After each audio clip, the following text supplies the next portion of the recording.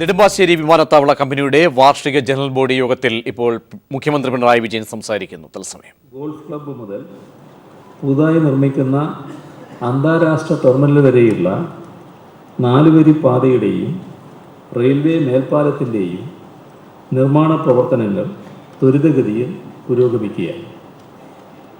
ഈ നിർമ്മാണ പ്രവർത്തനത്തിൽ 315 മീറ്റർ പുതിയ റോഡ് നിർമ്മാണവും ഉൾപ്പെടുന്നുണ്ട്.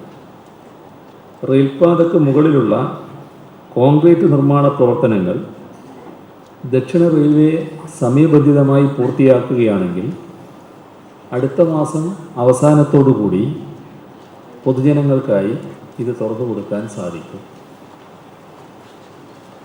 4-ാമത്തത് പുനരധിവാസവും തൊഴിലവസരങ്ങളുമാണ്. വിമാനത്താവള നിർമ്മാണ പ്രവർത്തനങ്ങൾക്ക് വേണ്ടി 822 കുടുംബങ്ങളെ അവരുടെ വീടുകളിൽ നിന്ന് ഒഴിപ്പിക്കേണ്ടി വന്നിട്ടുണ്ട്.